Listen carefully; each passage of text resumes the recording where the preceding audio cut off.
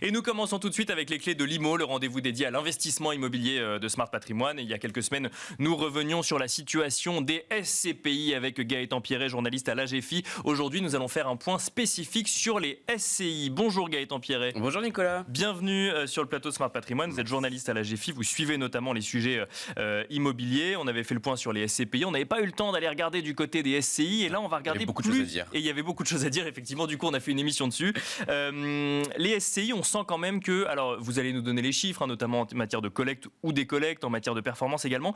Mais on sent que c'est un peu les boudets du marché à l'heure actuelle par les épargnants. Elles ont du mal à réattirer des investissements. Ouais. Ah bah c'est ça. En fait, on peut dire clairement le marché la donne. Il se passe pas grand-chose en ce moment sur les SCI.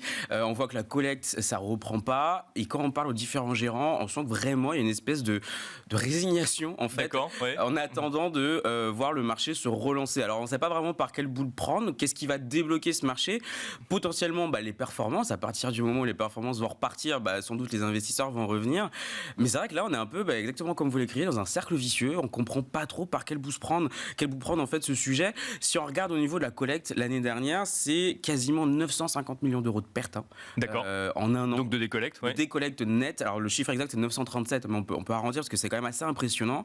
Il faut dire que la performance a été sacrément mauvaise. C'était moins 4,7. D'accord. Et le range est quand même assez important. La meilleure SCI a donné un peu plus de 9% et la moins bonne c'est moins 22%. D'accord. Donc pour des produits de capitalisation, quand même, ça fait un peu mal. Et comment on explique qu'on soit dans un cercle vicieux sur les SCI, qu'on connaît moins sur les SCPI au global? Je veux dire, même si on sait effectivement qu'il y a différents marchés sur les SCPI, pourquoi est-ce que sur les SCI, la situation est différente? C'est vrai que c'est étonnant parce que les SCPI ont subi un petit sursaut de collecte dans le dernier trimestre 2024. Alors ça, j'avoue, je ne saurais pas vraiment l'expliquer pourquoi les SCPI, on sent les investisseurs commencent à revenir et pourquoi pas les SCI. Pour les SCI, il y a plusieurs choses, je pense, qui expliquent qu'on est vraiment sur une bérésina. Encore d'accord, ouais. Disons-le clairement. Franchement, c'est vrai que là, on sent vraiment que ça repart pas du tout. Les assureurs ont encore le pied sur le frein. Ils veulent pas relancer, en tout cas mettre beaucoup d'efforts dans la relance de la commercialisation. D'accord. Au niveau des contrats d'assurance vie et d'épargne retraite. Pourquoi? En fait, déjà, ils continuent à porter beaucoup d'immobilier dans leur bilan. Ils ont dû rendre la liquidité massivement à leurs assurés, que ce soit sur les SCI, mais aussi sur les SCPI. Donc déjà, il y a ce sujet-là. Ils veulent pas se réexposer davantage à l'immobilier. Ensuite, les clients n'en veulent pas. Tout simplement, quand on voit qu'on se prend moins 5% en un an, on n'a pas forcément envie d'y retourner l'année d'après. Donc les réseaux sont quand même un peu... ils ont été pas mal chahutés apparemment par les assurés. Donc que ce soit même d'ailleurs dans les réseaux bancaires, fin de distribution, tous les conseillers ont dû faire face quand même à un mécontentement des clients. Donc déjà pour les particuliers, c'est niette, on n'y va pas tout de suite. Du coup, c'est la même logique qui s'applique pour les investisseurs professionnels. On sait par exemple que les SCPI investissent même très souvent dans les SCI, d'où le cercle vicieux aussi bien sûr, les SCPI. Et là pour l'instant, tant que les performances ne repartent pas, les fonds ne vont pas y retourner en fait. Et pourtant, on voit sur le marché des SCPI qu'on a eu une reprise en matière de collecte, effectivement, en fin d'année dernière et même cette année. Certaines SCPI qui tirent quand même leur épingle du jeu. Est-ce qu'on pourrait se dire que ça va se transmettre progressivement aux SCI, recréer un cercle vertueux? J'ai un peu un doute, parce que quand je parle aux gérants, aux sociétés de gestion, moi j'ai l'impression que les SCPI qui effectivement sont dans une bonne dynamique, elles vont plutôt chercher des actifs en direct plutôt que d'aller investir dans des SCI. Donc déjà, cet argent qui venait des SCPI ou des autres fonds immobiliers ne va pas naturellement, en tout cas pour l'instant je ne sens pas un transfert naturel vers les SCI. Après du côté des investisseurs, on peut se dire qu'à partir du moment où les performances vont repartir dans le positif, ça pourrait les intéresser. Je parle des investisseurs particuliers, pardon. Oui, bien sûr. Potentiellement ça pourrait les intéresser. Donc le point de déblocage pour vous c'est la performance? Je pense, mais pour ça serait plus facile si les SCI avaient un peu d'argent pour aller profiter des nouvelles opportunités de marché, acheter des actifs ou prendre des participations dans d'autres fonds pour pouvoir diluer un peu tout le parc qu'elles ont aujourd'hui et qui pèse en fait et qui est dans le rouge.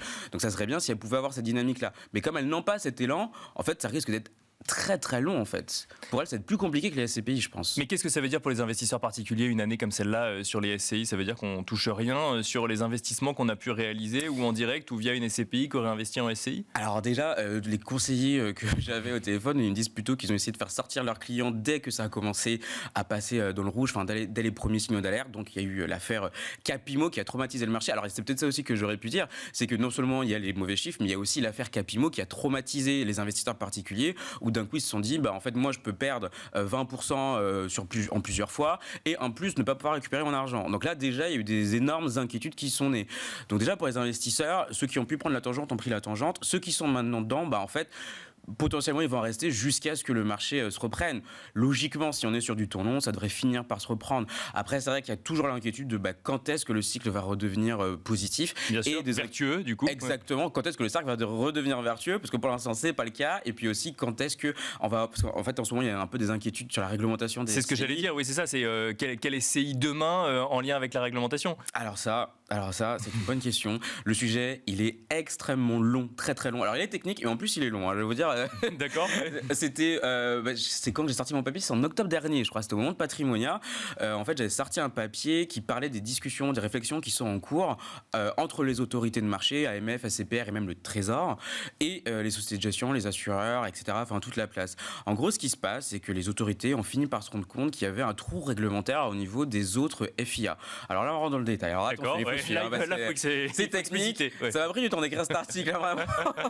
Les sociétés civiles immobilières, elles rentrent dans la catégorie réglementaire de ce qu'on appelle les autres FIA, fonds d'investissement alternatifs. D'accord. Il existe deux catégories de FIA. Il y a les FIA par nature, qui sont régis, définis par le Code monétaire et financier, et les autres FIA est considéré comme un autre FIA, tout ce qui n'est pas un FIA ou de catégorie de fonds. Autrement dit, c'est une catégorie fourre-tout. C'est un peu le pot pourri. Et les SCI sont dedans. Et les SCI sont dedans avec d'autres types de fonds. D'accord. Un jour, les autorités ont fini par se rendre compte, tiens, c'est un peu bizarre en fait, cette catégorie un peu fourre-tout est pas vraiment très bien définie.